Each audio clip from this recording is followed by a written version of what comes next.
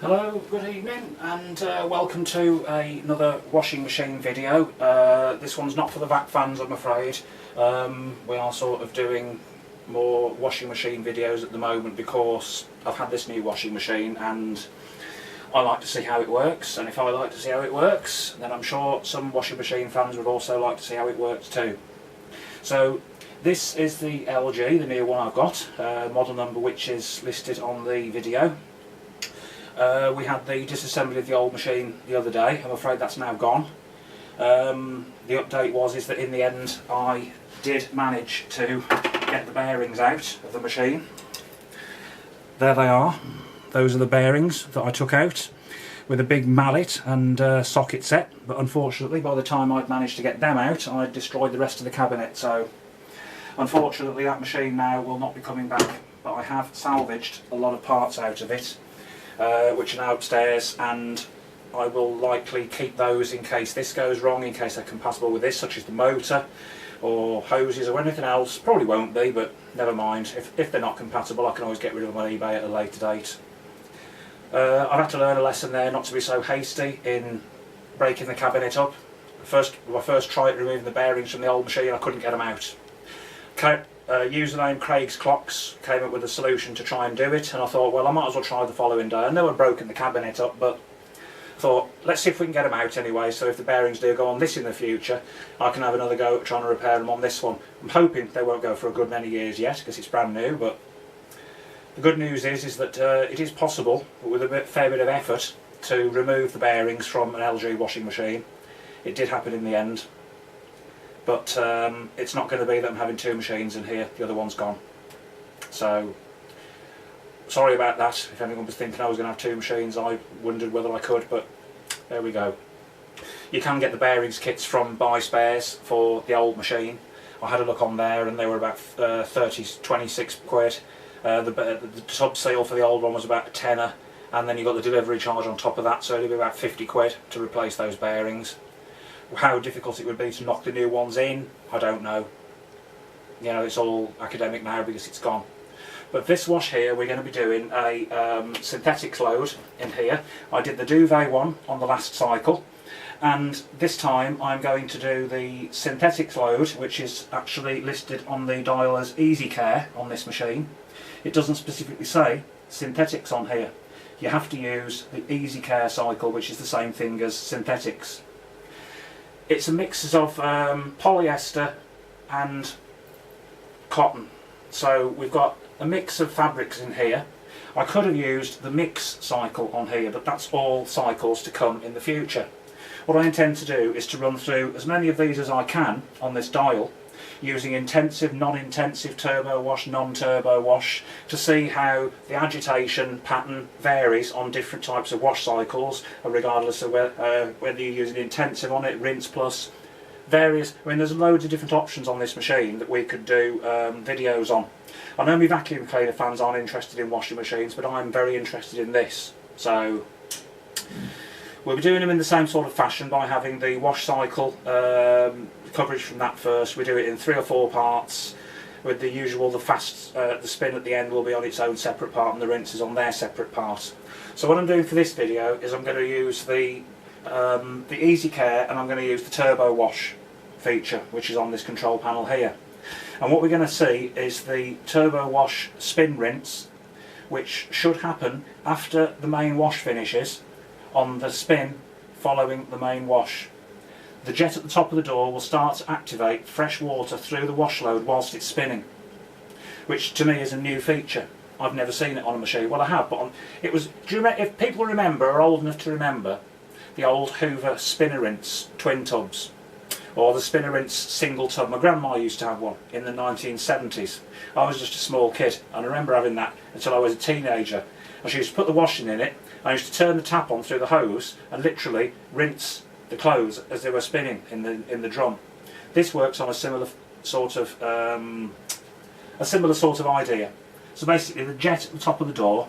If I bring this down, what we're going to do, I'm going to turn the machine on. We'll just switch it on at the switch behind here, because So I always isolate the machine when it's not in use, because when it's not in use, you've always got energy to that circuit board in there for it to be on standby. So I'm turning it on. So what we're going to use is the Easy Care, which is that one there, and we're going to use this Turbowash feature on it here, which lights up that icon there. And what that does, because I've used it before and I've seen how it works now, is this jet here will be spraying fresh water through the drum whilst it's spinning, and like I say, that will be happening on the spin following directly after the main wash. So the main wash on this machine will take up most of the cycle time, and then with about 20 odd minutes remaining it will finish the main wash and do this spin rinse, and it'll follow that by a standard rinse in which it will put in the fabric conditioner. So that will act like the third rinse if it was doing a traditional rinse cycle. And then after that it will do its final spin. And it should do that in around about an hour. Now, as it's quite late at night, I want this done quite quickly. And then I can put it all in the dryer afterwards. So that is a real good advantage of this machine, is that if you are pushed for time, you can use that Turbowash feature on either the Cottons, the Cotton Plus, the Mix, the Easy Care, or the Speed 14. They are the only programs that you can use that Turbowash function on, because I've looked into the manual now and seen exactly which ones we can use it on. So in the future I will be trying to do as many of these different cycles on this machine as I can. And because it's like a 6 motion, I haven't seen some of these motions that it's supposed to do yet, so I'm assuming I haven't selected the right cycles for it to show them on. And that's what we're going to be finding out when we're doing these different cycles. But this is going to be the first one that I'm filming on camera with the spin rinse in it. So let's get it loaded up, and we'll probably have the first and second parts of this video as the main wash cycle. Main wash, as I say, will take up most of the cycle time. Then for part 3 we will have the rinse cycle, and that might be including the spin cycle as well, depending on how many minutes that's going to take. Because this camera, as I said before, can only film in 30-minute intervals. So that's why I have to keep having part 1, part 2, part 3. As well as that, the battery won't last as long as 2 hours, so I have to be selective about what I'm filming. So let's get the washing in machine and we can get it going then.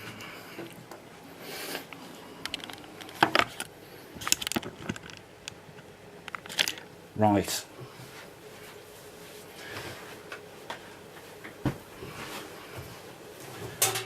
It says that you're not supposed to do anything more than 4 kilos when you use the Turbowash, but we'll see about that, because I mean, I usually like to do a level basketful in each load, otherwise it's not worth doing a load, because it uses water, it uses electricity, and it uses washing powder, as we know.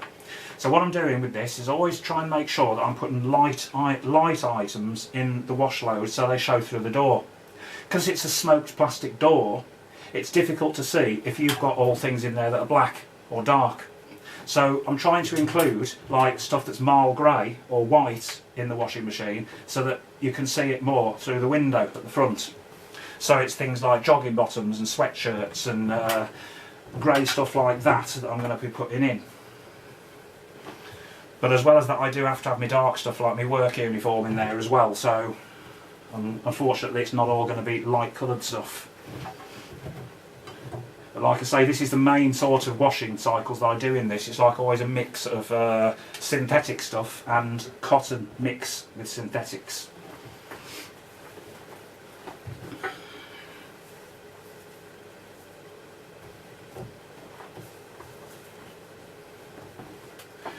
So I mean, it's filling the drum nicely, but it's not going to overfill it, and I think this will be just about right for this sort of load.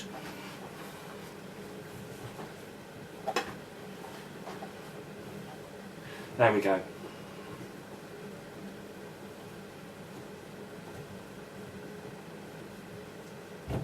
Stay in. Thank you. So that's out of the way. Close the door. And then what we will do is put the powder and the conditioner in. Get that out of the way.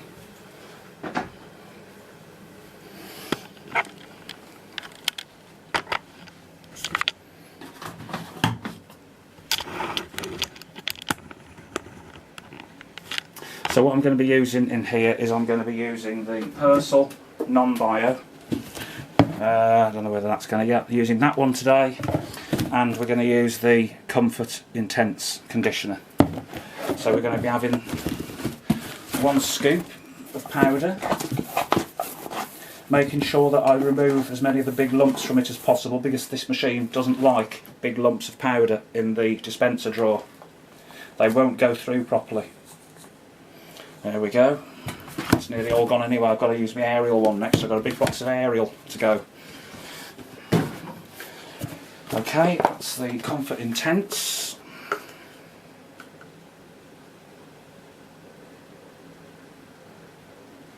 So there's 1 full cap of that into the dispenser there.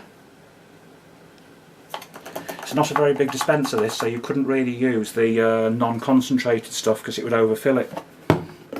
But I think most conditioner now does come in the extreme concentrated type. So that's closed up. Right, now what we're going to do is we're going to just select our program. So that's cotton. Cotton Plus, Mix, Easy Care. And what we're going to do is we're going to select Turbowash on it. So that little icon's now come on. We want 40 degrees and 1000 RPM spin, so that's all correct. So now all I've got to do is press the start button, and then we can start the process. And it will start off by weighing the load.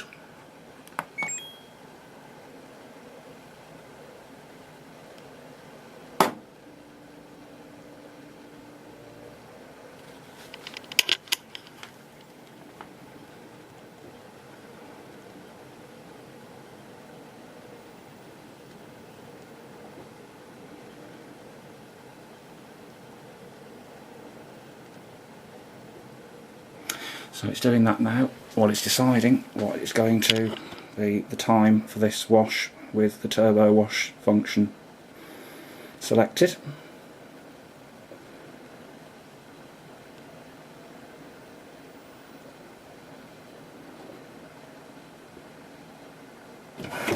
One hour and 3 minutes.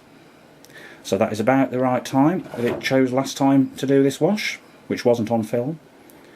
So I'll get the table and we'll position the camera onto the drum.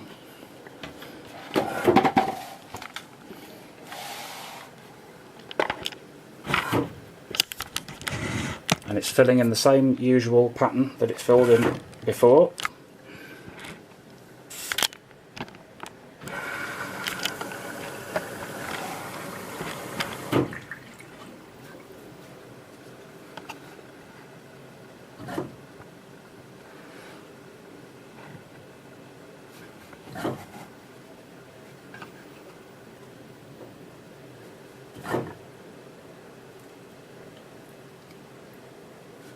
There we go, I think that's correctly positioned now.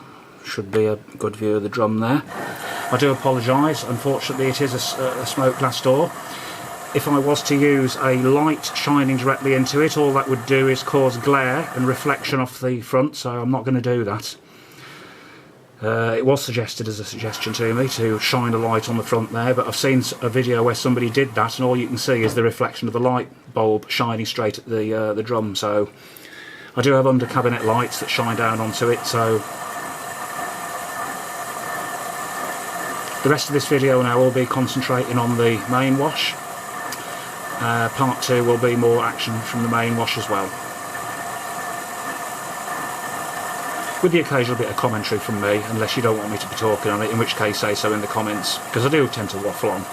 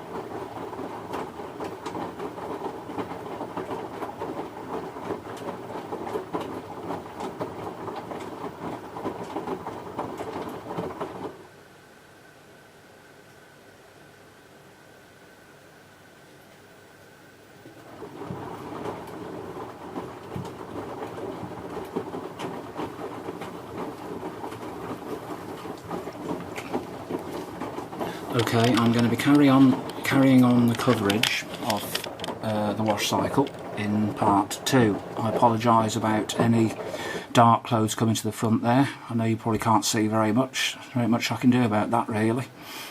You can't really remove the dark coloured panel from the front door, and any light shining directly onto the front here is likely to just reflect back at the camera. They're not ideal machines for doing videos on, are they, unfortunately, but we'll be carrying this on in part